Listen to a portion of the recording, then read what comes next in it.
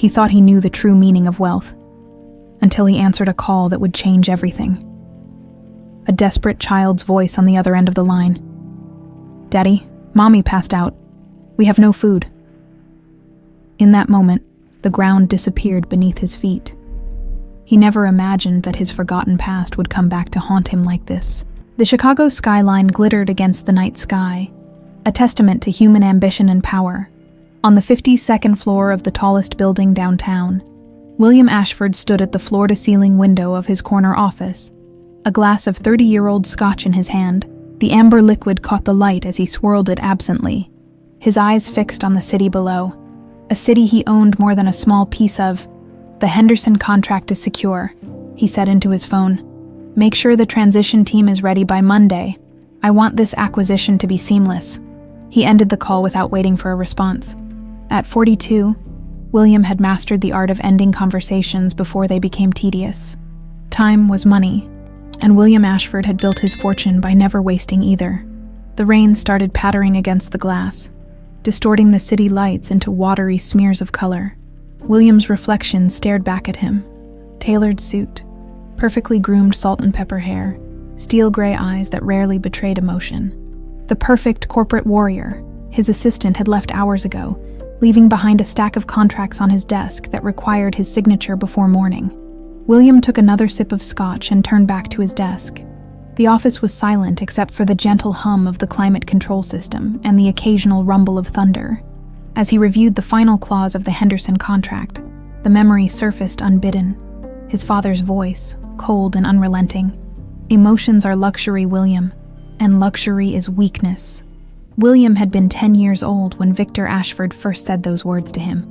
It was the night his mother had left. Her perfume still lingering in the halls of their mansion.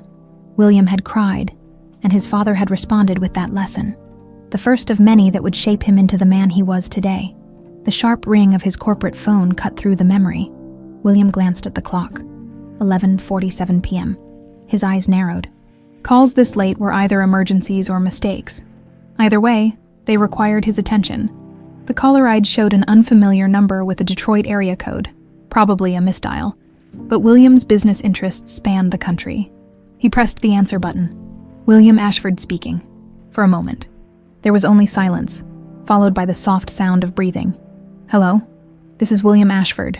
Who am I speaking with?" Then, a child's voice, small, trembling, barely audible over the rain. "Daddy, Mommy fell down and won't get up." William's hand tightened around the phone. "I think you have the wrong number. Daddy, please come home. I'm scared. Mommy isn't moving." Something in the desperate plea made William pause instead of hanging up. "Who is your mother?" he asked, his tone softer than usual. "Mommy, Olivia," the little voice cracked. "She said if anything bad happened I should call you. I found your number in her special box." Olivia. The name hit him like a physical blow. Images flashed through his mind. Dark eyes, laughter, a summer that seemed endless until it wasn't. 8 years ago, Olivia Martinez had been the one thing in his life that Victor Ashford couldn't control, until she disappeared without a word, leaving nothing but an empty apartment and unanswered questions. "What's your name?" William asked, already reaching for his laptop. "Harper, I'm 7. A small sob broke through. "Please come, Daddy. Mommy needs help." 7 years old. The math wasn't difficult. "Harper, I need you to tell me where you are. The exact address." As the child recited an address in one of Detroit's struggling neighborhoods, William typed rapidly, using his security clearance to triangulate the call and verify the location. The results confirmed what a growing knot in his stomach already told him. The call was coming from exactly where Harper said it was. "Is your mother breathing?" he asked, grabbing his coat and keys. "Yes, but she won't wake up. We didn't eat today or yesterday. Mommy said things would get better, but then she fell down." William was already in the elevator, his mind racing. "Harper, listen carefully. I want you to unlock the front door, then go right back to your mother.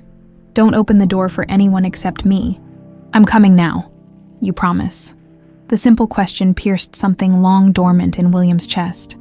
"I promise." 3 hours later, William's Bentley pulled up in front of a dilapidated apartment building in East Detroit. The rain had followed him, turning the potholed street into a series of murky puddles. The neighborhood was a far cry from the gleaming towers of Chicago's financial district. The security guard he'd called ahead to meet him nodded as William approached the entrance. "6th floor, sir. The elevator's been out for months." William took the stairs 2 at a time, his heart pounding with exertion and something else he refused to name. The hallway was dimly lit, the carpet worn through in patches. He found apartment 612 and knocked softly. "Harper, it's William. You called me." The door cracked open, revealing a small face framed by dark curls. The girl's eyes widened, the same steel gray as his own, staring back at him from a face that somehow combined his features with Olivia's. "Daddy." It was a question and a statement all at once. Before William could respond, the little girl flung the door open and wrapped her arms around his legs. "You came. You really came."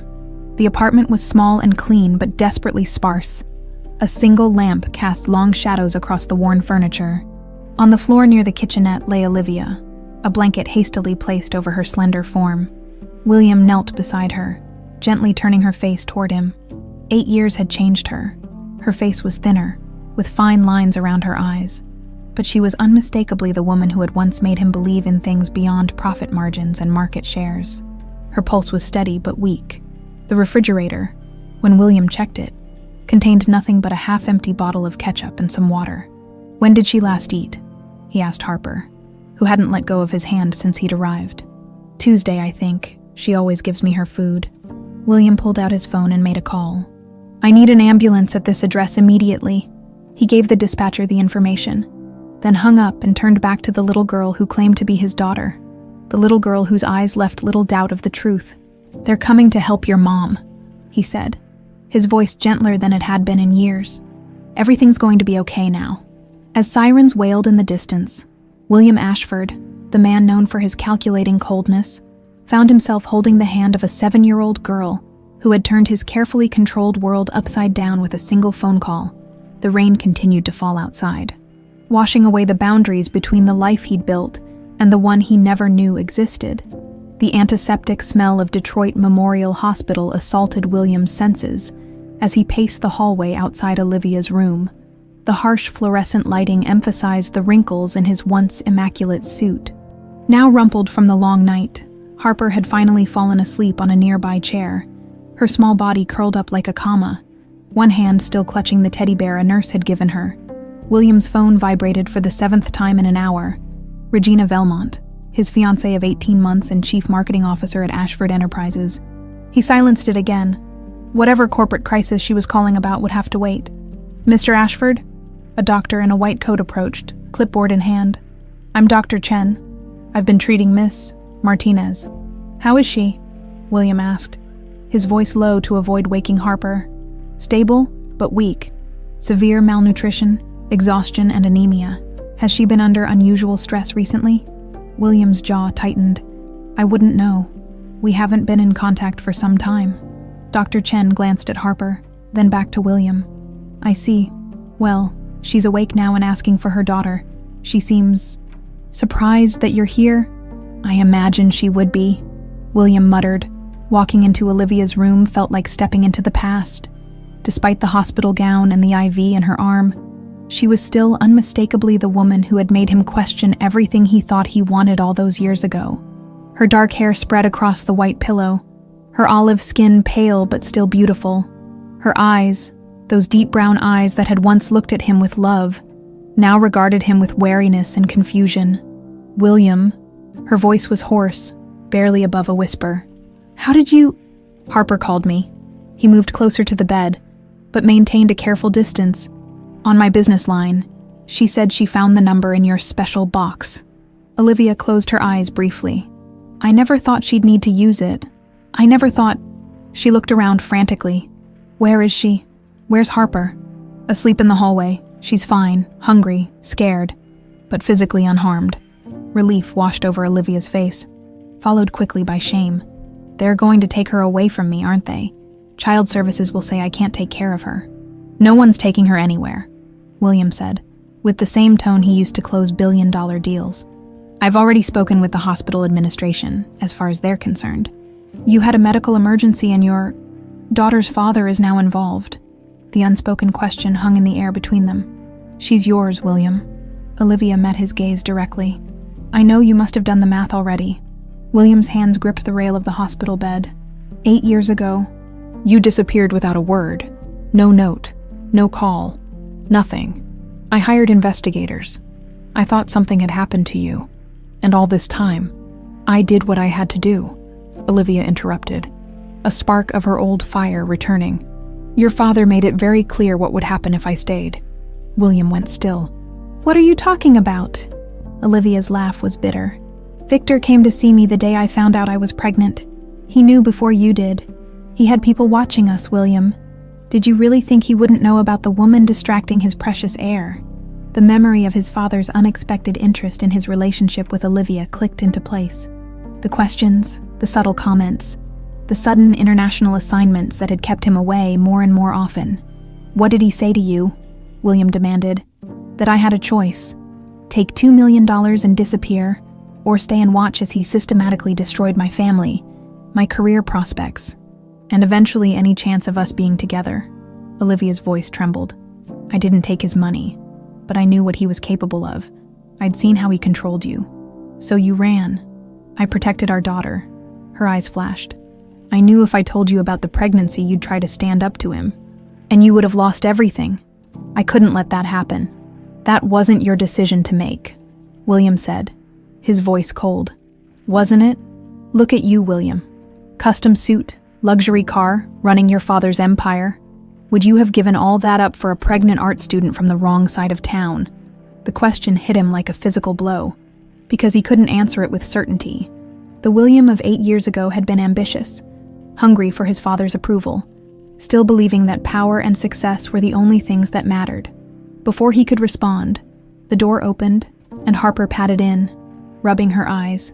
"Mommy." The relief in her voice was palpable as she rushed to Olivia's bedside. "Hey, sweetie," Olivia said, her entire demeanor softening as she embraced her daughter. "I'm so sorry I scared you." "It's okay. I called Daddy like you said to if there was ever an emergency." Harper turned to William with a proud smile. "And he came." The simple statement hung in the air. William felt something shift inside him, a tectonic plate of emotion sliding into a new position. "Yes, he did," Olivia said softly, her eyes meeting William's over Harper's head. A nurse appeared at the door. "Excuse me, Mr. Ashford. There's someone rather insistent on speaking with you at the nurse's station." William frowned. He'd told no one where he was going. Stepping into the hallway, he was confronted by Regina, her perfectly made-up face showing equal parts relief and irritation. "William, I've been calling you all night." She embraced him briefly, then stepped back, taking in his disheveled appearance. "What on earth is going on? Your assistant said you left suddenly last night, and when you didn't come home." Her voice trailed off as Harper peered around the doorframe, her gray eyes, so like William's, regarding Regina curiously. "Who are you?" Harper asked. Regina looked from the child to William, confusion evident on her face. "William, who is this?" Before William could answer, his phone rang again. This time the caller ID displayed "Father," 300 miles away in Chicago. Victor Ashford sat in his penthouse office, listening to his private investigator's report. "You're certain?" the elderly man asked, his voice like gravel. "Yes, sir. Your son is at Detroit Memorial Hospital with Olivia Martinez and a child, a girl, approximately 7 years old." Victor ended the call and turned to the window, looking out at the city his family had helped build. After a moment, he reached for his phone again. "Book the jet," he instructed his assistant. "I'm going to Detroit." In the hospital hallway, William looked from Regina to his ringing phone, then back to Harper's innocent face in the doorway. In that moment, he realized that his carefully ordered world had already crumbled. The only question was what he would build from the ruins. The sleek Ashford Enterprises private jet cut through the clouds as William stared out the window, the events of the past 24 hours replaying in his mind. He had left Regina at the hospital with a promise to explain everything later, though he wasn't sure what everything entailed anymore. The call from his father had gone unanswered. "Another scotch, Mr. Ashford." The flight attendant hovered nearby. William nodded, loosening his tie. "Double." When the drink arrived, he took a long sip and closed his eyes. Harper's face appeared in his mind, those unmistakable gray eyes, His mother's chin, his determined expression. There was no denying she was his daughter. The DNA test he'd quietly arranged at the hospital was merely a formality. His phone chimed with a text from Dr. Chen.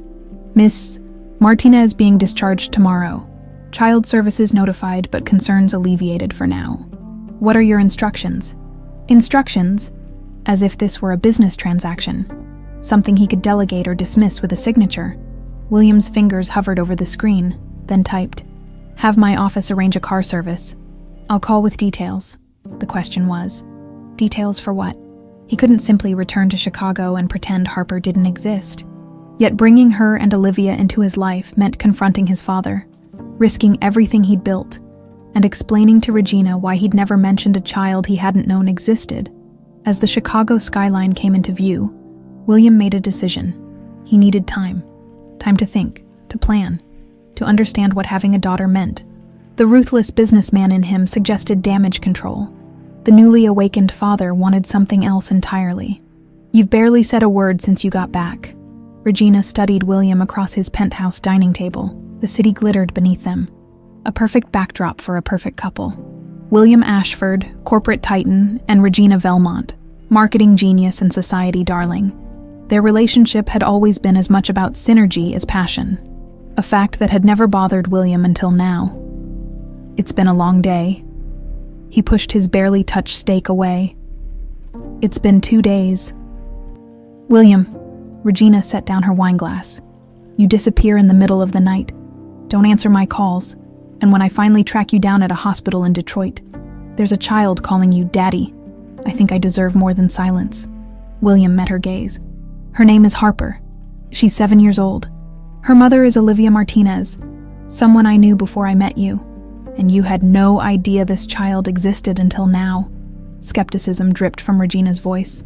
None. Does she want money? Is that why she's suddenly appeared after all this time? William's jaw tightened. Olivia didn't contact me. Harper found my number and called when her mother collapsed from malnutrition. They were starving, Regina.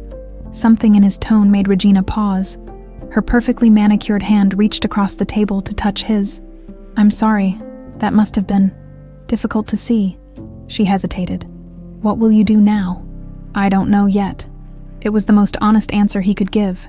Regina squeezed his hand. Whatever you decide, I'm here for you. We'll handle this together. Her smile was reassuring, professional, the same one she used when navigating PR disasters for the company. We should probably get a paternity test first, just to be sure. Already done, William said. She's mine. The certainty in his voice seemed to unsettle Regina. She withdrew her hand and reached for her wine. Have you told your father? William's phone chimed again before he could answer. A text from an unknown number. This is Olivia. Harper keeps asking when you're coming back. I told her you're busy. Something twisted in William's chest. Before he could respond, his home phone rang. The private line only a handful of people had access to. William. His father's voice was as cold as ever. I expected you in the office this morning. I had matters to attend to. In Detroit. The question hung in the air like an accusation. William stiffened. How did you used the company jet? Did you think I wouldn't notice? Victor Ashford's laugh was without humor. Come to the house tomorrow, 6 o'clock. We need to discuss your situation. The line went dead. William slowly returned the receiver to its cradle, aware of Regina watching him intently. Your father knows, doesn't he? She asked softly. It seems so. Regina's expression turned calculating. Then we definitely need a strategy. The hospital room felt emptier without William's commanding presence. Olivia sat on the edge of the bed, fully dressed in the clean clothes a nurse had kindly provided from the donation closet. The discharge papers sat beside her, signed and processed. Ms. Martinez, Dr. Chen appeared in the doorway. Your taxi will be here in about 20 minutes, and this arrived for you. She handed over an envelope. Inside was a debit card and a note in William's precise handwriting. For immediate expenses. We'll talk soon. No signature, no personal message. Just a solution to an immediate problem. Typical William. Olivia wasn't sure whether to be grateful or angry. Mommy, look what I drew. Harper bounded into the room, holding up a crayon drawing. It showed 3 stick figures. A tall man in what appeared to be a suit. A woman with long dark hair, and a small girl between them, all holding hands. "It's us, you, me, and Daddy." Olivia swallowed hard. "It's beautiful, sweetheart. Can we send it to Daddy so he can put it on his refrigerator?" "We'll see." Olivia tucked the drawing into her purse, not having the heart to explain that William Ashford's sleek modern kitchen probably didn't have family artwork on display. "Right now, we need to get ready to go home." Harper's face fell. "But there's no food at home and Daddy's not there. We'll get food on the way," Olivia promised, mentally calculating how much she could spend from William's card without feeling completely beholden to him. "And Daddy has to work. He lives in Chicago, remember? But he came when I called him," Harper insisted. "He promised everything would be okay now." Olivia pulled her daughter close, inhaling the hospital shampoo scent of her hair. "Yes, he did come. That was good of him." She pulled back to look Harper in the eyes. "But, sweetheart, I don't want you to expect too much. Your father has a different life, a busy life. With that lady who wears the shiny shoes," Harper asked, remembering Regina. Olivia nodded, surprised by the twinge of jealousy she felt. "Yes, probably. So we need to be brave and independent. Like always, just you and me." Harper's small face turned serious. "But we're not alone anymore. We have Daddy now, too." The taxi horn honked outside, saving Olivia from having to respond. As they walked out of the hospital, she couldn't help glancing at her phone, hoping for more than just the impersonal note. But there was nothing. Back in Chicago, William sat in his home office, staring at the blinking cursor in a text message window addressed to Olivia's number. After several attempts, he finally typed, "Let me know when you're settled. We need to make arrangements to discuss Harper. Professional. Distant. Safe."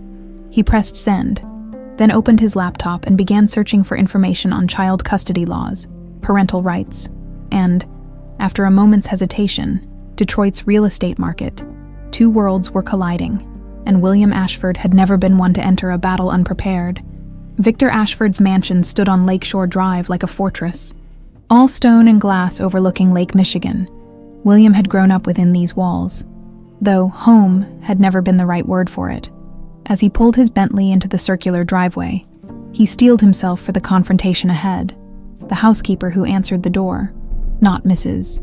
Winters, who had been there in William's childhood, but someone younger and more efficient-looking, led him directly to his father's study. Nothing had changed. The same heavy mahogany furniture, the same oil paintings of stern-faced Ashford ancestors, the same lingering scent of expensive cigars. Victor sat behind his desk, examining documents through reading glasses.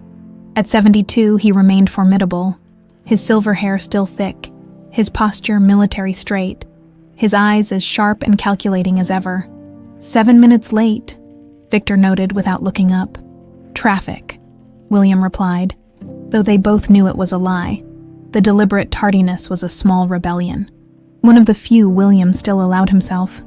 Victor removed his glasses and leveled his gaze at his son. "Sit." William remained standing. "I'd prefer to keep this brief." "I'm sure you would." Victor's thin lips curved in what might have been a smile on anyone else. "Olivia Martinez, I remember her. I remember. Pretty girl, ambitious. Not at all suitable, of course. But I assumed you'd tire of her eventually." He paused. "Instead, it seems she left you with a rather permanent reminder." "How long have you known about Harper?" William asked, his voice controlled. "Harper, is that what she's called?" "Interesting choice." Victor leaned back in his chair. "I knew Olivia was pregnant when she left. My sources told me she'd had the child. I assumed she'd contact you for money at some point. She never asked for anything," William said. "She was half-starved when I found her. Admirable restraint on her part. Or perhaps a more sophisticated strategy." Victor waved a dismissive hand. "It doesn't matter. What matters is how we handle the situation now that it's surfaced. There's nothing to handle. She's my daughter. Allegedly. I had a DNA test done. She's mine." Victor's expression didn't change. "Very prudent. But paternity isn't the issue here. The question is what role this child plays in your life, and by extension, in this family's legacy." William felt his hands curl into fists at his sides. "That's not your decision to make, isn't it?" Victor stood slowly. his height still imposing even as age had begun to stoop his shoulders slightly. Everything you have, your position, your wealth, your future, exists because of me and the Ashford name, a name that stands for something in this city, a name that apparently stands for threatening pregnant women and separating fathers from their children, William said coldly. Something dangerous flashed in Victor's eyes. Watch yourself, boy. You're still my son, but don't forget who controls the board.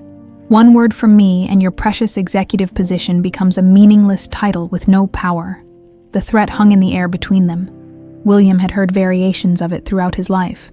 It was the leash Victor had used to keep him in line, to mold him into the perfect heir. But now, for the first time, the threat seemed hollow. Is that all?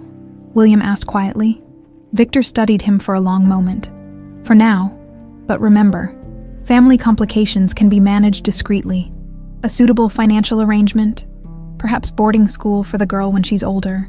There are ways to acknowledge your obligation without disrupting what we've built. William turned to leave, then paused at the door.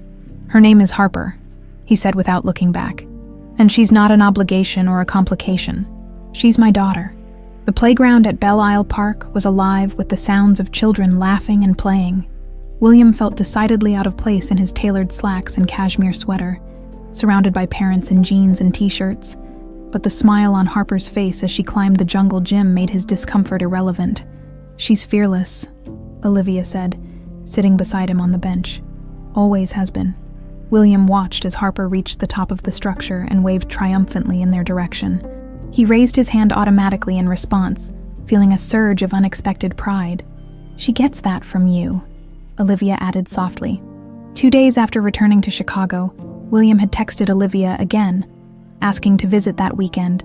To his surprise, she had agreed, suggesting the park as neutral territory. Now, sitting beside her watching their daughter play, he was struck by how surreal it all felt. I looked for you, he said suddenly. After you left, I hired investigators. Olivia's hands tightened around her coffee cup. I know, I saw them. I moved 3 times that first year. Why didn't you just tell me you were pregnant? Did you really think I would have rejected you? Rejected our child? It wasn't about you rejecting us. Olivia turned to face him, her brown eyes earnest. It was about protecting you. From what? From having to choose. I saw what your father did to people who crossed him. The Anderson family. Lost everything when they tried to block our South Side development. William finished.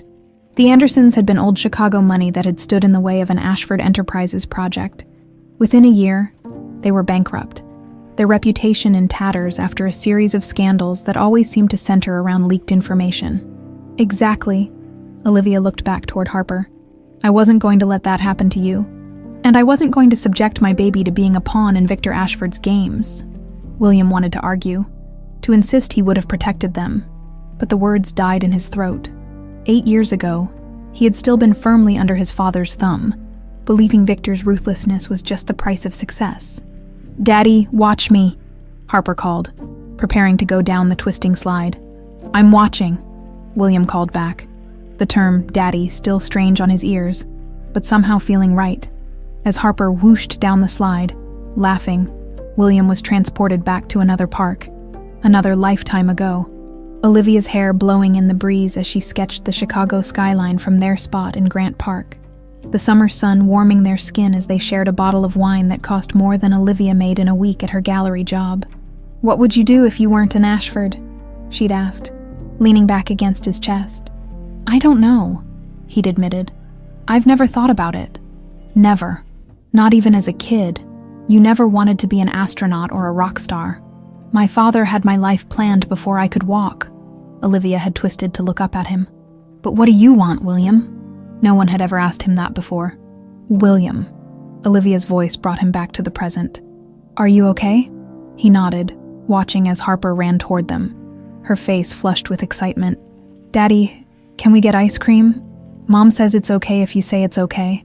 William glanced at Olivia, who gave a small shrug and smile. Sure, he said. Ice cream sounds great! As they walked toward the concession stand, Harper slipped her small hand into his. The simple gesture caught William off guard, a strange tightness forming in his chest. In Chicago, Regina sat at her desk, studying the preliminary report from the private investigator she'd hired. The photos showed William at a park with a child and a woman, an attractive woman with whom he seemed entirely too comfortable. Regina picked up her phone. "Get me everything you can on Olivia Martinez, and I mean everything." Across town, Victor Ashford was issuing similar instructions to his own people, but his orders went further. "I want to know her weaknesses, her debts, her dreams. I want to know what it would take to make her disappear again, this time for good." The email came at 3:42 a.m., sent to William's personal account, one that only a handful of people knew existed. Subject: "We need to talk." About Victor, about Harper, sender: Phoenix Rising, a secure mail. Com: Airport Marriott, room 718, come alone, 10 a.m. No signature, no explanation, just the kind of cryptic message that would have once gone straight to his trash folder. But the mention of Harper changed everything. William sat in his car in the hotel parking lot, debating his next move. He'd canceled 2 meetings to be here, telling his assistant only that something urgent had come up. The rational part of him, the businessman trained to spot traps and vulnerabilities, screamed that this was reckless. Yet he found himself walking through the lobby toward the elevators. Room 718 was at the end of a long hallway. William knocked, his right hand hovering near the phone in his pocket, ready to call security. The door opened. A woman stood there, slim, blonde, early 40s. There was something familiar about her face, something that tugged at his memory. Then it clicked. "Claudia," he whispered, disbelief coloring his voice. His sister smiled sadly. "Hello, William. It's been a long time." William stared in shock. Claudia Ashford had been declared dead 15 years ago. Her body supposedly identified after a boating accident off the coast of Greece. He had mourned her, buried an empty casket, watched his father become even colder and more ruthless after losing his only daughter. Yet here she was, very much alive, gesturing for him to enter the hotel room. "This is impossible," William said, stepping inside. "We had a funeral. There was a death certificate, all arranged by Victor, with the right bribes to the right officials." Claudia closed the door and engaged the security chain. "Faking my death was the only way he'd let me go." William sank into a chair, his mind racing. Why? What happened?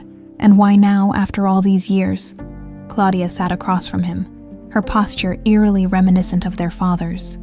"I found out something I wasn't supposed to know, about how Victor conducts business, about what happened to Mother, about a lot of things. And he threatened you. Not in so many words, but strange accidents started happening. My brakes failed twice in 1 month. A gas leak in my apartment." Claudia's eyes hardened. "Then he offered me a fresh start, new identity, enough money to live comfortably, as long as I disappeared completely."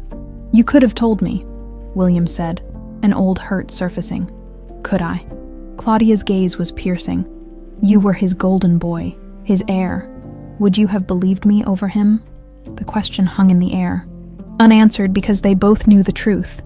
The William of 15 years ago had worshipped his father, believing Victor's ruthlessness was necessary, even admirable. "How did you find out about Harper?" William asked. "I never completely disconnected.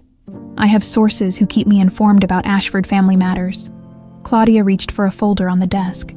"When I heard Victor had sent people to investigate a woman and child in Detroit, I got curious. Then when I found out who the woman was..." "You knew Olivia?" "No, but I remember you talking about her. She made you happy." Claudia opened the folder. "What I didn't know until recently was that Victor had been monitoring her all these years." She slid a document across to William. A surveillance report dated 7 years ago. The black and white photo showed a very pregnant Olivia entering a clinic.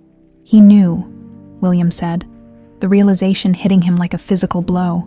He knew about Harper from the beginning.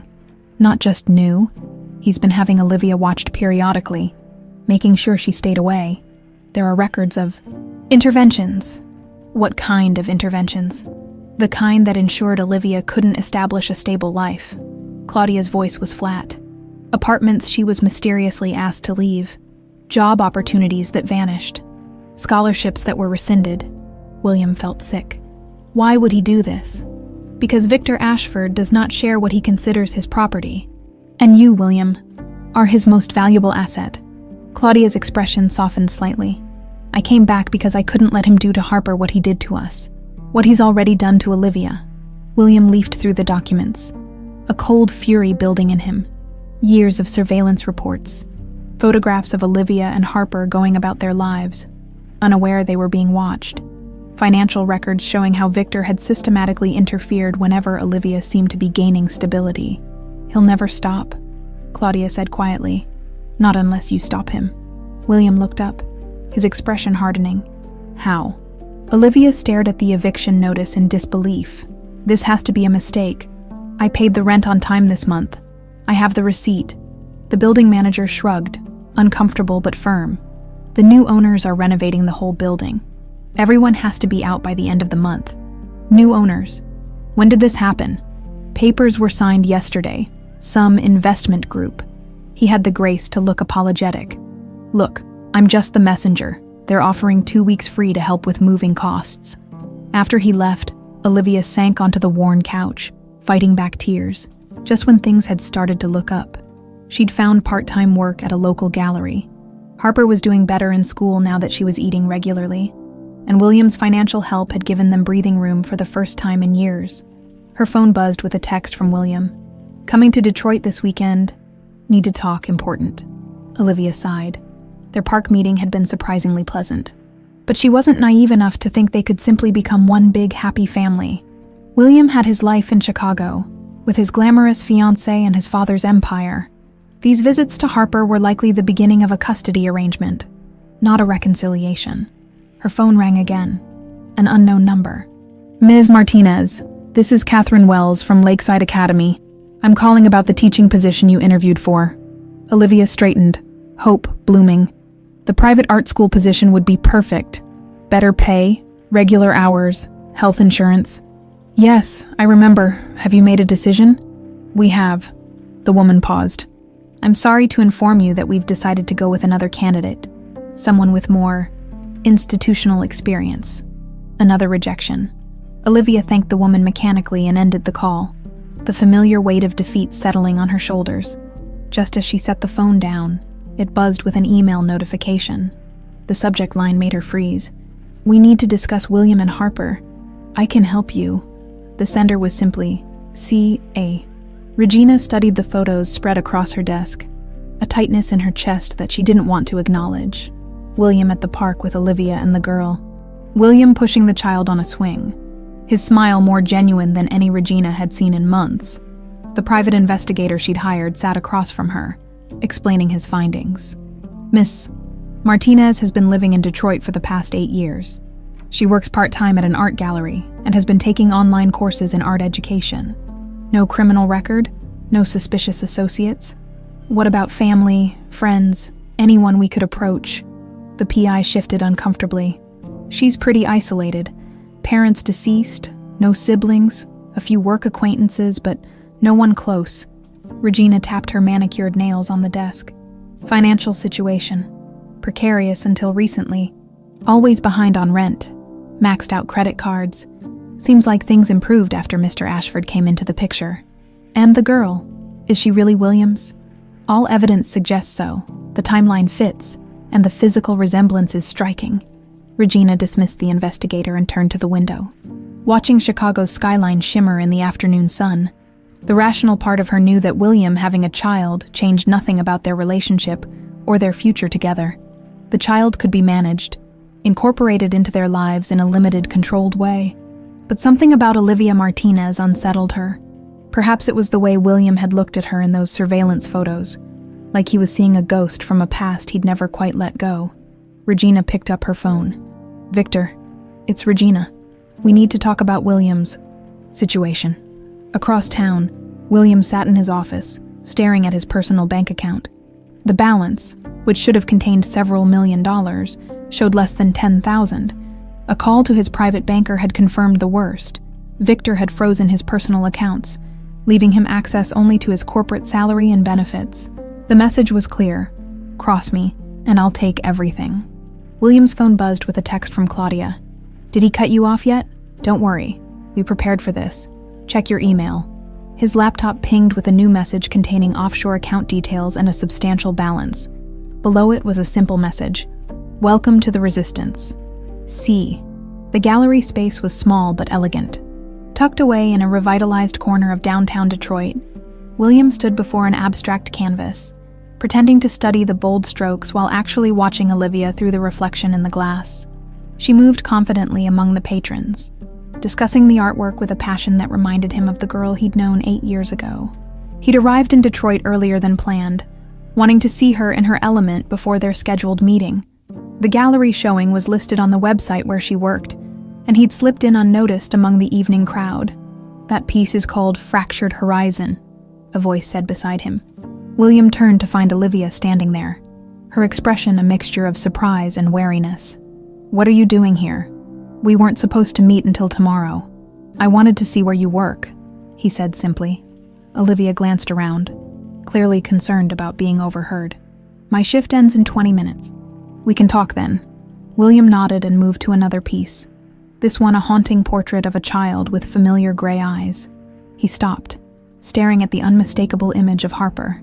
"You painted this," he said when Olivia approached again. "Yes." Her voice was soft. "It was part of a series I did last year called Whispers of Absence. It's not for sale." The implications of the title weren't lost on him. He wanted to ask more, but her manager appeared, reminding Olivia about a client waiting to complete a purchase. 23 minutes later, they sat in a coffee shop across the street. "You're good," William said. "The art you always were, but you've gotten even better." "Thank you." Olivia wrapped her hands around her mug. "But I don't think you came early to critique my paintings." "No." William leaned forward. "I know about the eviction notice, and I know about the job rejection from Lakeside Academy." Olivia's surprise was evident. "How did you—" "Because they're not coincidences, Olivia, they're deliberate." He pulled out his phone and showed her the documents Claudia had provided. "My father has been monitoring you for years, interfering whenever you started to establish stability." Olivia took the phone, her hand trembling slightly as she scrolled through the evidence of Victor's sustained campaign against her. Her face paled, then flushed with anger. "I always felt like I was being pushed down somehow, like no matter how hard I tried, something would happen." She looked up, her eyes bright with unshed tears. "But why? What threat could I possibly pose to a man like Victor Ashford?" "You were a distraction to his heir," William said bitterly. "And Harper represents a complication to his dynasty." Olivia handed the phone back, her jaw set in a familiar, stubborn line. "So what now? Your father clearly doesn't want me or Harper in your life, and judging by these, he's willing to go to extreme lengths to keep it that way." "I'm not my father." William's voice was quiet but firm. "And I'm not the same man I was 8 years ago."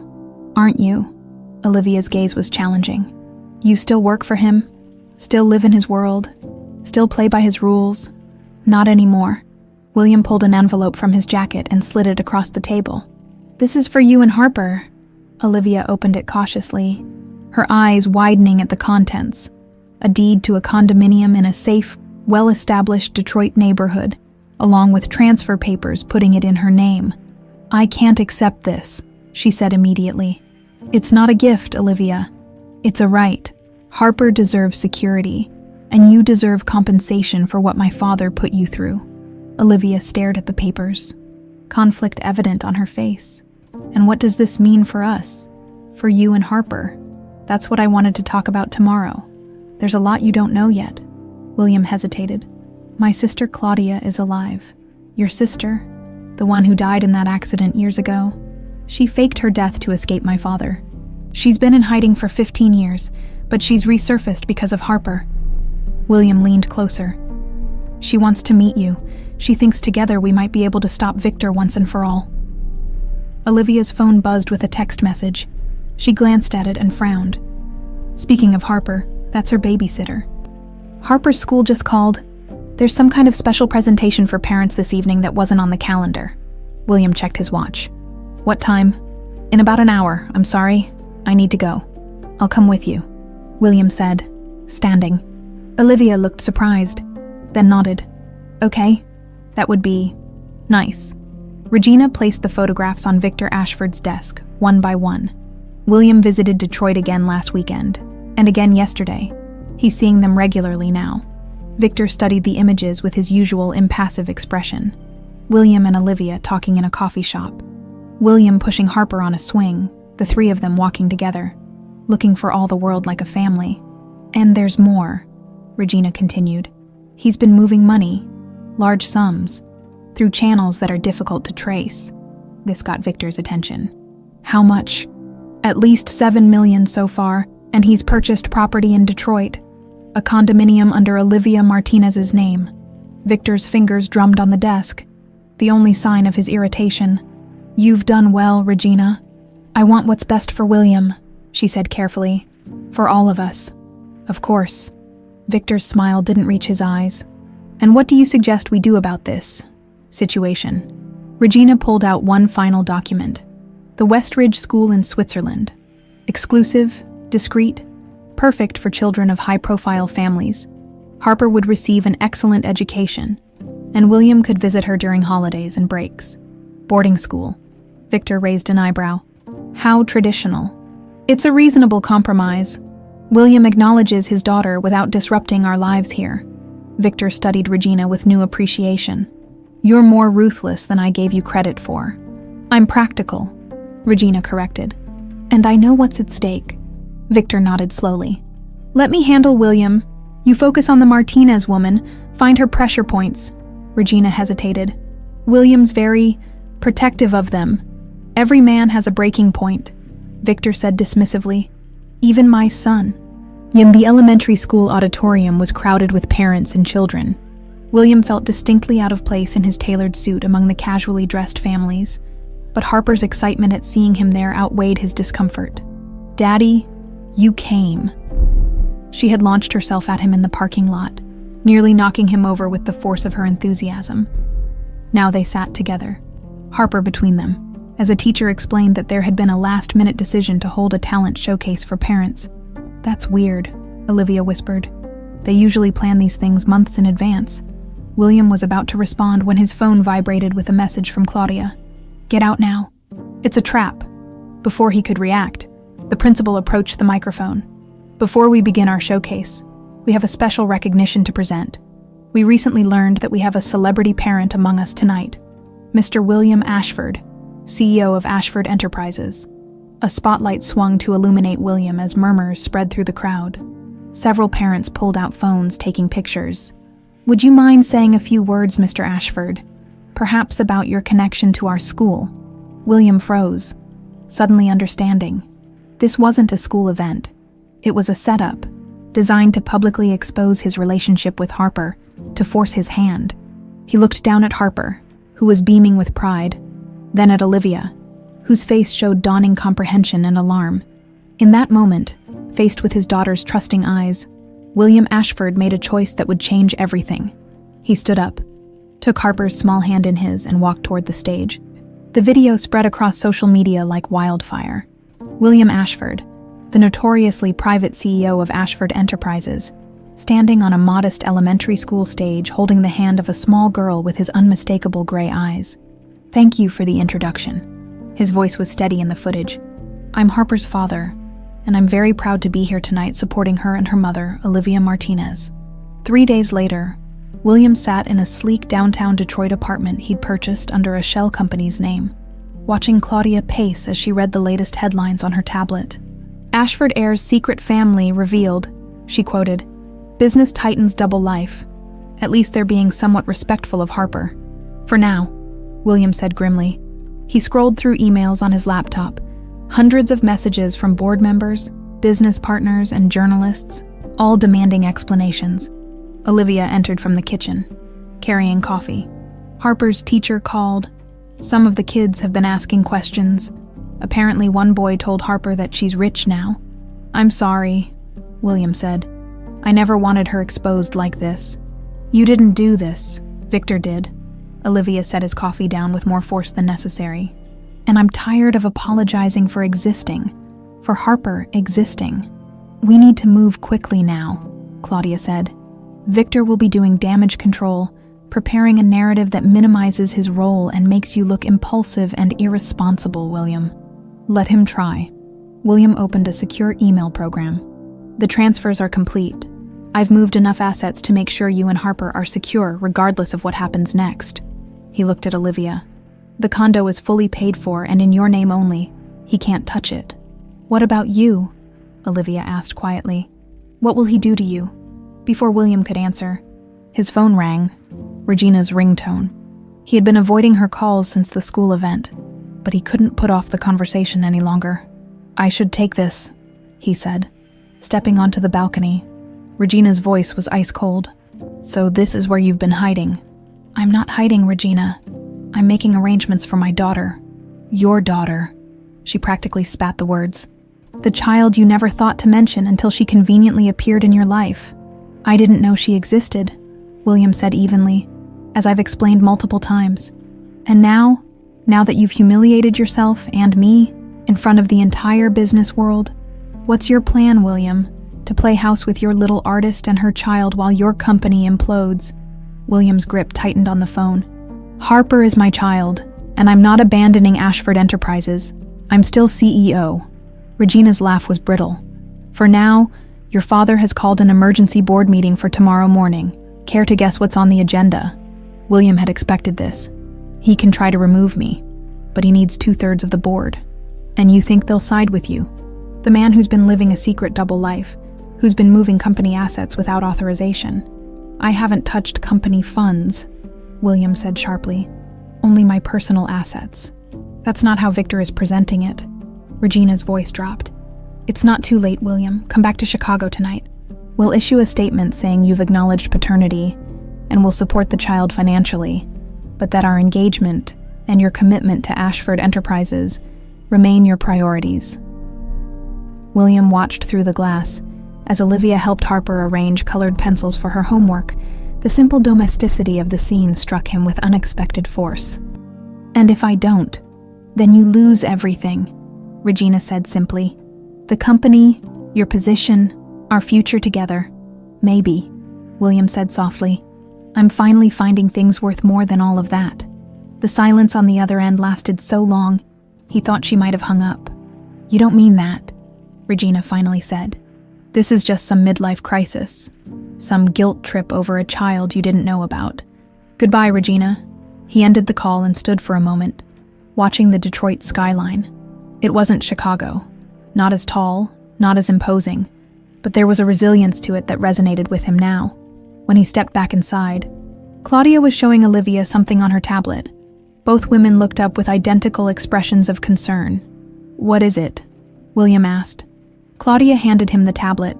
On the screen was an email from a former Ashford Enterprises employee who'd been fired years ago for alleged corporate espionage. The attached documents detailed irregular financial transactions, shell companies, and tax evasion schemes, all tied to Victor Ashford personally. How did you get this? William asked, scrolling through the evidence of his father's illegal activities. I've been building a case against Victor for 15 years, Claudia said. This is just the latest piece. The former employee reached out after seeing the news about you and Harper, said it was time for the truth to come out. This could destroy him, Olivia said quietly, and possibly the company too. William looked at her sharply. Would that bother you, after everything he's done? Olivia met his gaze steadily. I don't care about Victor. I care about you, and whether this is really what you want. Before William could respond, Harper looked up from her homework. Daddy, can you help me with this math problem? It's really hard. The simple request, so normal and yet so new, momentarily pushed aside the conspiracies and corporate warfare. William crossed the room and sat beside his daughter. Let's see what we've got here, he said, studying the worksheet. Regina stormed into Victor's office without knocking, a move no one else would dare attempt. He's not coming back, not on our terms. Anyway, Victor barely glanced up from his computer. I didn't expect him to. William has always had an unfortunate streak of sentimentality, his mother's influence. So, what now? The board meeting is tomorrow. Now we finish this. Victor turned his screen toward her. My sources tell me William has been meeting with this woman repeatedly over the past week. The surveillance photo showed William entering a hotel with a blonde woman. Who is she? Regina asked, leaning closer. That's what I want you to find out. Victor's eyes were cold. I have a theory, but it seems impossible. Regina studied the grainy image. There was something familiar about the woman's profile, but she couldn't place it. What about the Martinez woman and the child? They'll be handled, Victor said dismissively. I've arranged a job offer for Olivia. One too good to refuse. Art director at a prestigious gallery in Portland. Far from Chicago, far from Detroit. And if she doesn't take it, Victor's smile was chilling. Everyone has a breaking point. Even devoted mothers, across town, in the high-rise apartment William had secured. Olivia tucked Harper into bed in the room they would share until the condo was ready. Mom? Harper asked sleepily. Are we going to live with Daddy now? Olivia smoothed her daughter's hair.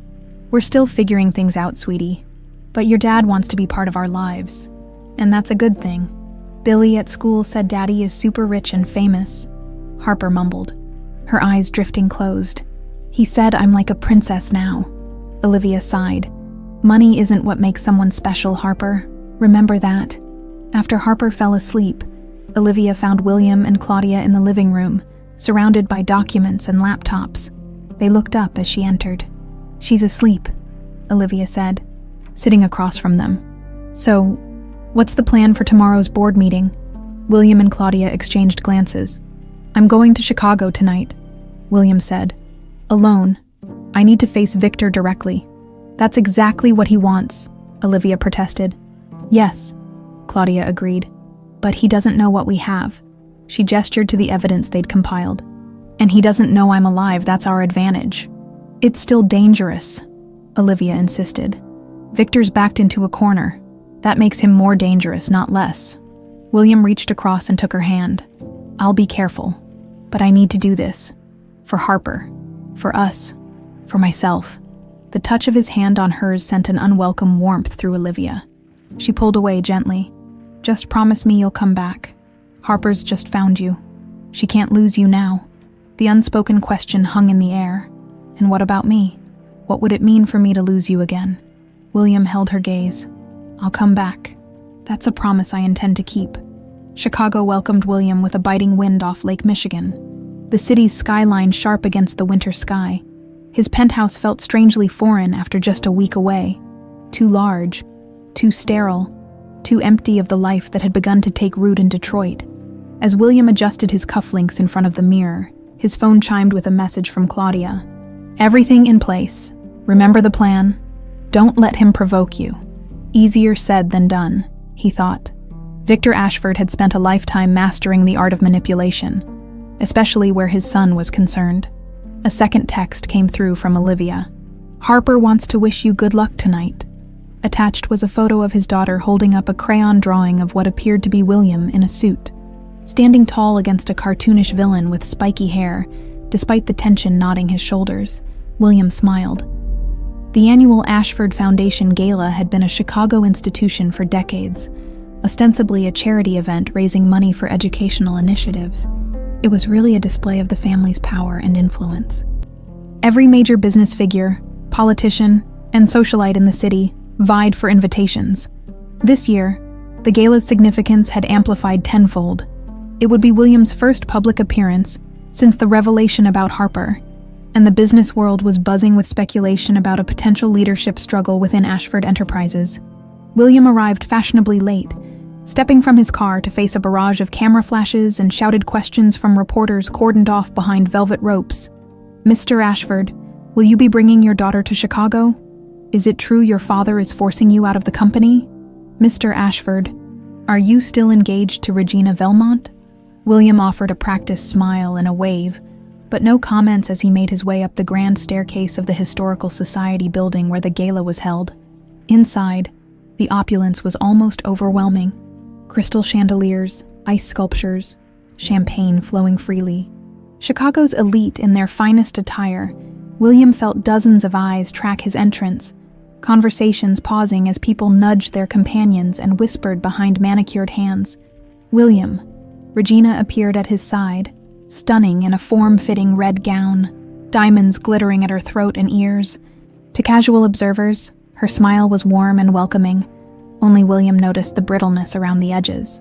You came, she said, slipping her arm through his. I wasn't sure you would. It's the Ashford Foundation Gala, he replied evenly. I'm still in Ashford. Regina squeezed his arm, just shy of painful. For now, your father is making the rounds. He's eager to speak with you. Her voice dropped.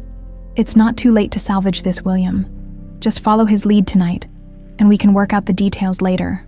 William gently disengaged from her grip. Is that what you want, Regina? To salvage a relationship built on conditions and compromise? Something flashed in her eyes. Hurt, perhaps, or simply frustration. What I want is the man I agreed to marry.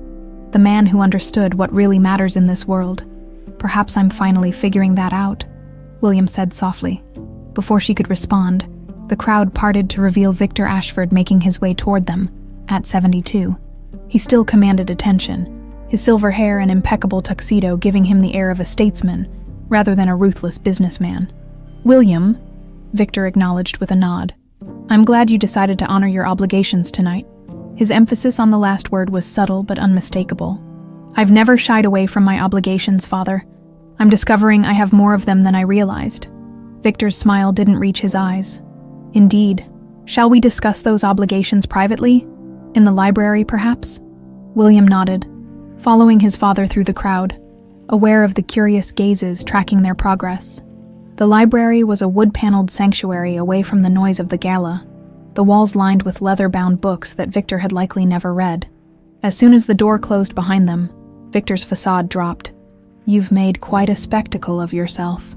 That wasn't my intention, William replied calmly.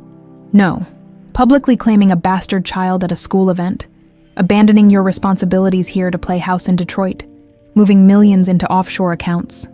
Victor poured himself a scotch from the crystal decanter on the sideboard. Seems rather theatrical to me. I didn't create this situation, William said. You did, by threatening Olivia, by driving her away, by ensuring she and my daughter struggled for years. Victor waved a dismissive hand. I did what was necessary to protect this family's interests, something you seem increasingly unwilling to do. Our interests or your control? William challenged. There's a difference. Victor's eyes narrowed. Careful, boy. You're on very thin ice. The board meeting tomorrow has been canceled, William finished. That caught Victor off guard. What are you talking about? I spoke with the board members individually this morning, explained the situation, showed them some, concerning documentation about certain financial irregularities that appear to trace back to your personal accounts. Victor's face hardened. You're bluffing. There's nothing to find. Not in the official records, no, but it seems your former associate, Johnson, kept his own set of books. Very thorough ones. Johnson was fired for cause. No one would believe anything from that disgruntled parasite. Perhaps not on its own, William agreed. But combined with the records Claudia compiled before her departure, it paints a compelling picture. Victor went very still. Claudia is dead. Is she? William held his father's gaze. You seem very certain of that for a man who never recovered his daughter's body. A muscle twitched in Victor's jaw. The first sign of genuine emotion William had seen from him in years. What do you want? I want what's mine, William said simply. My share of the company. My rightful place as CEO. And I want you to disappear from Olivia and Harper's lives completely. Victor's laugh was sharp. You think it's that simple? That you can just demand terms and I'll roll over like some trained dog? No, William replied. I think you'll fight. That's why I've prepared for war. The door to the library opened abruptly, and Regina entered, her expression tense. Sorry to interrupt, but there's something you both need to see. She led them back to the main hall, where guests were gathered around the large screens meant to showcase the foundation's charitable work. Instead, they displayed breaking news. Financial scandal rocks Ashford Enterprises. Documents reveal years of tax evasion. Victor's face went ashen. What have you done? Not me, William said quietly. It seems someone doesn't trust either of us to resolve this privately. As murmurs spread through the crowd, William felt his phone vibrate with a text from Claudia. Sorry, had to pull the trigger early. She's here. William scanned the crowd frantically, spotting a familiar figure by the entrance. Olivia, looking both determined and uncomfortable in an elegant black dress that William guessed Claudia had provided. Beside her stood a tall blonde woman, whose face would shock everyone in the room. but especially the man standing next to William. "Impossible," Victor whispered, grabbing William's arm for support as his knees seemed to buckle. That was when the pain hit. Victor clutched his chest, his breath coming in short gasps, his eyes, wide with shock and something like fear, fixed on William's face before he collapsed to the marble floor. The room erupted in chaos. Someone shouted for a doctor. Regina dropped to her knees beside Victor, calling his name. Security rushed forward, followed by paramedics who had been stationed outside for the event. William stood frozen, watching as his father was lifted onto a stretcher, an oxygen mask placed over his face. Across the room, Claudia remained motionless, her expression unreadable as she watched the man who had orchestrated her death fighting for his life. Olivia pushed through the crowd to reach William's side, her hand finding his. "Are you okay?" William looked down at her, then back at the stretcher bearing his father. "I don't know," he answered honestly. "I really don't know." The waiting room of Chicago Memorial's cardiac unit had the same antiseptic smell and uncomfortable chairs as every hospital William had ever been in. He sat with his head in his hands, the events of the evening replaying in his mind. Family of Victor Ashford. William looked up to see a doctor in green scrubs approaching. He stood, aware of Regina rising from her chair across the room. "I'm his son," William said. The doctor nodded. "Your father has suffered a significant cardiac event. We've stabilized him, but he'll need surgery. Given his age and the severity of the attack, I should prepare you—" "Is he going to die?" Regina interrupted, her voice sharp. The doctor's expression remained neutral. "It's too early to say. The next 24 hours will be critical." "Can I see him?" William asked. Briefly. "He's been sedated in preparation for surgery, but he's conscious." William followed the doctor down the corridor, oddly aware of the sound his Italian leather shoes made on the linoleum floor. The man who had shaped his entire life, for better or worse, now lay vulnerable, mortality suddenly all too apparent. Victor's private room was dimly lit, machines beeping softly as they monitored his vital signs. The great Victor Ashford looked diminished against the white hospital sheets, his skin ashen, tubes and wires connecting him to various machines. His eyes opened as William approached the bed. For a moment, father and son simply looked at each other. "Come to see your handiwork." Victor's voice was weak, but still carried its familiar edge. "I didn't want this," William said quietly. Victor's laugh turned into a cough. "Always. So sentimental. Your mother's fault." William moved closer. "Claudia is alive, father. She was at the gala tonight. I saw her." Victor's eyes closed briefly. "My dead daughter, risen to haunt me. Quite the dramatic touch. This isn't a game. The documents she has, that we have, are real. The authorities are already investigating." Victor's hand trembled slightly as he reached for the water glass. William held it to his lips, an oddly intimate gesture between two men who had rarely shown each other physical affection. "You know what this will do," Victor said after drinking. "To the company, to our name. I know, and yet you're willing to destroy everything for that woman and her child. For my child," William corrected, "and for the truth." Victor studied his son, and for a moment, William thought he saw something like regret cross his father's face. Then the older man's expression hardened. "She's not your daughter." William felt as though the floor had dropped from beneath him. "What? Harper, she's not. Yours." Victor's breathing was labored, but his eyes remained fixed on William's face, watching the impact of his words. "DNA don't lie. She's an Ashford, but not your child." "You're lying," William said, but doubt had already taken root. The DNA test confirmed that she's an Ashford, not specifically your daughter. Victor gestured weakly for William to come closer. "Did you never wonder why I monitored Olivia so closely all these years? Why I was so determined to keep her away from you? Because you wanted to control me. Because you saw her as a distraction from your plans for my future." "Partly," Victor admitted, "but there was more. Much more." He took a shuddering breath. "You had a brother, William, a twin. The world seemed to tilt on its axis. That's not possible. I would have known. Would you?" Victor's smile was terrible to behold. "Your mother was delicate. After the birth, one healthy son was all we announced to the world. What happened to him? William's voice was barely audible. Daniel was less fortunate than you. Weaker. Medical complications. Victor's eyes took on a faraway look. We gave him up for adoption. A clean break. Your mother never forgave me. William struggled to process this revelation. And Harper. Your brother found Olivia years later, pure coincidence. They had a brief affair. Before his death, he never knew about the pregnancy. You're making this up, William insisted, even as pieces began falling into place. Victor's obsessive monitoring of Olivia, his determination to keep her away from Chicago, the DNA test that showed Harper was an Ashford. Ask your sister, Victor whispered. She found out. About Daniel. That's why she had to. Disappear. The heart monitor began beeping more rapidly. Victor's eyes fluttered, his breathing becoming more labored. You've always been so desperate for connection, Victor managed, his voice fading. So eager to believe. You've found something meaningful. Just like your mother. A nurse rushed in, checking the monitors. I'm sorry, but you need to leave now, she told William.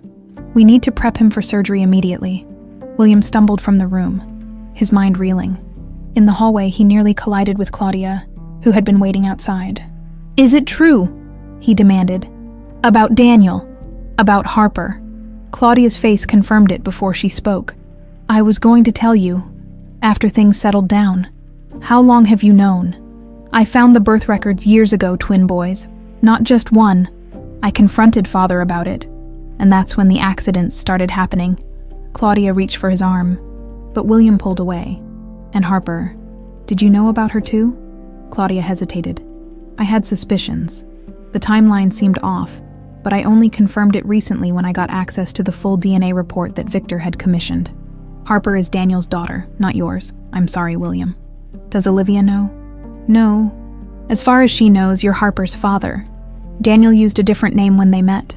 He was living as Daniel Pierce then. I don't think she ever made the connection to the Ashford family. William leaned against the wall, feeling as though the ground beneath him was quicksand. All this time, I thought I was fighting for my daughter. She is your niece, Claudia said gently. She's still family, but not mine, not really. Claudia's expression hardened.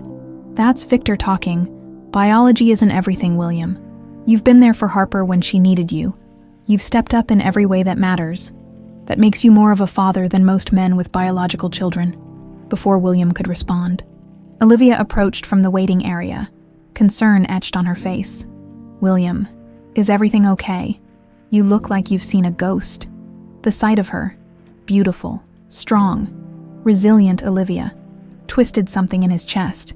She didn't know. How could she possibly understand what he'd just learned? Victor is being prepped for surgery, he said, avoiding her eyes. It's serious. I'm sorry, Olivia said. And despite everything, William knew she meant it. Despite what he did to us, I wouldn't wish this on anyone.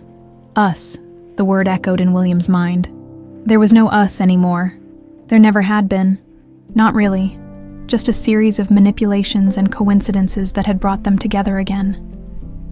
William, Claudia said quietly. Olivia needs to know. Know what? Olivia looked between them, confusion giving way to concern.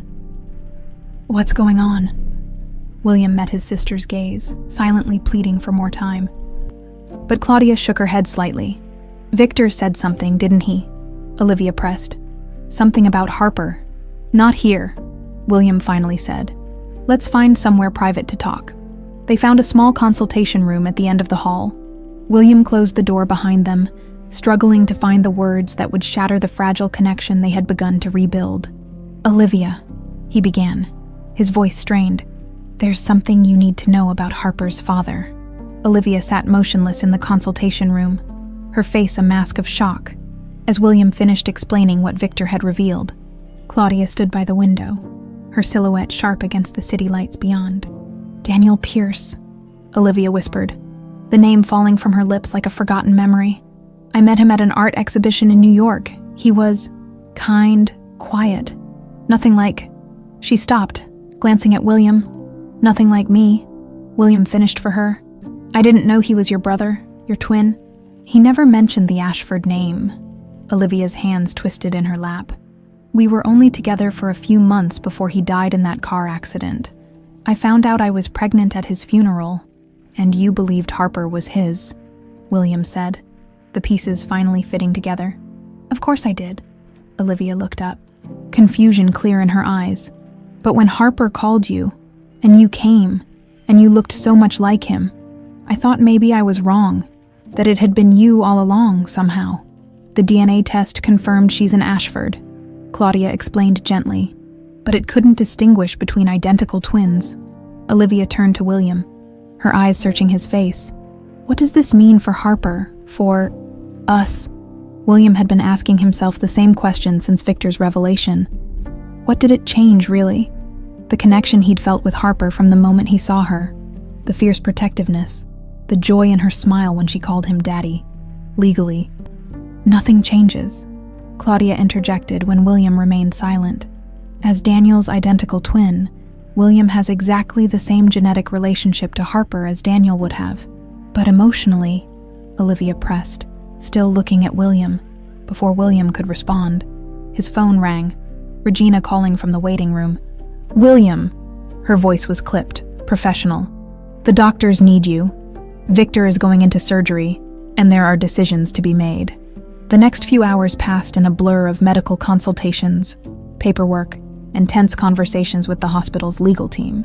Victor's condition had stabilized enough for surgery, but the prognosis remained guarded. In the quiet moments between decisions, William found himself thinking not of Victor, or the company, or the scandal that was undoubtedly dominating the news cycle. Instead, his thoughts returned to Harper, to her drawing of him as a superhero, to her small hand in his at the park, to her voice on the phone that night that had changed everything. "She's not your daughter," Victor had said, as if that fact alone would sever the connection William felt, as if biology was the only thing that determined family. Just past midnight, as Victor was wheeled into surgery, William found Olivia in the hospital cafeteria, clutching a cup of coffee that had long gone cold. "You should go back to the hotel," he said, sliding into the chair across from her. "Get some rest. This could take hours." Olivia shook her head. "I couldn't sleep anyway." She studied his face. "You look like him. You know, Daniel. Identical, obviously, but different somehow. He was gentler, less certain of himself. Did you love him?" William asked before he could stop himself. Olivia considered the question. "I could have, given time. He was easy to care for." She set down her cup. "But he wasn't you." The simple statement hung between them. "I fell in love with you years ago, William," Olivia continued, her voice steady. "Not because you were an Ashford, or because of your money or power. I loved your determination, your intensity, the way you saw the world as something to be conquered. I was different then," William said, "younger, more idealistic, and more under Victor's thumb," Olivia added. "I knew what I was walking into with you. I knew it would never be simple." She reached across the table to touch his hand. "Just like I know this changes everything. Does it?" William looked down at their hands. "Harper still needs a father. She still believes I'm her dad. But you're not. Biologically, no. But in every way that matters." William struggled to articulate what he was feeling. "When she called me that night, something clicked into place. Something I didn't even know was missing. And now, knowing what you know," William met her gaze directly. "Now I understand why I felt that connection so strongly. She's family, my brother's child, my niece." He paused. "But she's still the little girl who called me daddy when she needed someone, who drew pictures of me as her hero, who held my hand at the park." Olivia's eyes filled with tears. "You're a good man, William Ashford, better than your father ever gave you credit for." "Mr. Ashford," a nurse appeared in the cafeteria doorway. "Your father is out of surgery. The doctor would like to speak with you." Victor Ashford lay pale and still in the recovery room, machines monitoring every breath, every heartbeat. The surgeon had been cautiously optimistic. The procedure had gone as well as could be expected, but Victor's age and the severity of the heart attack meant recovery would be long and uncertain. William stood by the bed, looking down at the man who had shaped his life through manipulation, expectations, and cold calculation, the man who had separated him from his twin brother, who had driven away the woman he loved. who had hidden the existence of his niece. "I should hate you," William whispered to the unconscious figure, "for everything you've done, for everything you've taken from me." Victor's chest rose and fell with mechanical precision, his face slack and vulnerable in a way William had never seen before. "But hate is your language, not mine," William continued, "and I'm done speaking it." As he turned to leave, Victor's eyes fluttered open. For a moment, father and son looked at each other, decades of complicated history hanging between them. "Daniel," Victor whispered, his voice barely audible. "I'm sorry." William froze, realizing his father was confused, mistaking him for his long-dead twin. "I never meant for you to disappear," Victor continued, his words slurring slightly. "Just needed William to focus, to be strong, not distracted." By a twin, William stepped closer, his heart pounding. "It's William, father. Daniel's gone." Victor's eyes cleared slightly. "William," a pause. "Of course, always. The survivor. Why did you separate us?"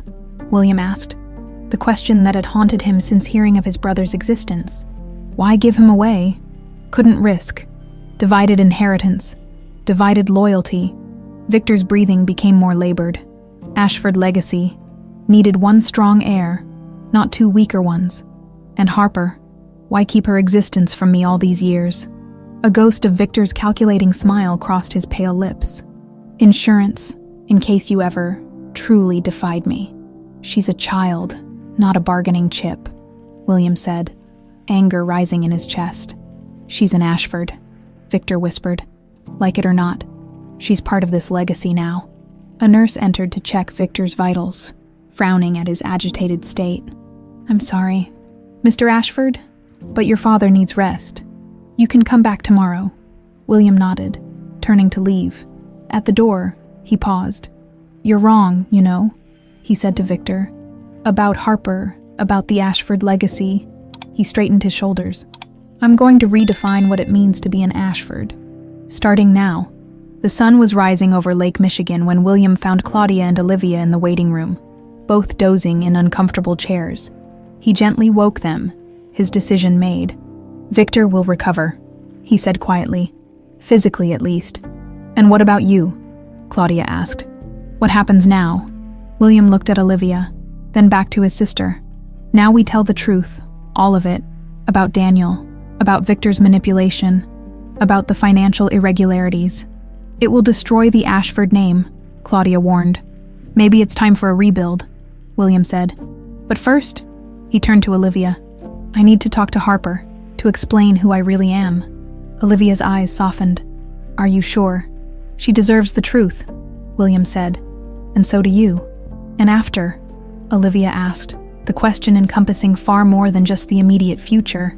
William thought of the little girl who had turned his world upside down with a single phone call. The niece he'd never known he had. The family he'd been denied. "After," he said, taking Olivia's hand. "We start over. Together. If that's what you want." Olivia's fingers tightened around his. "I've waited 8 years to hear you say that," as the first rays of sunlight streamed through the hospital windows. William Ashford realized that sometimes losing everything was the only way to find what truly mattered.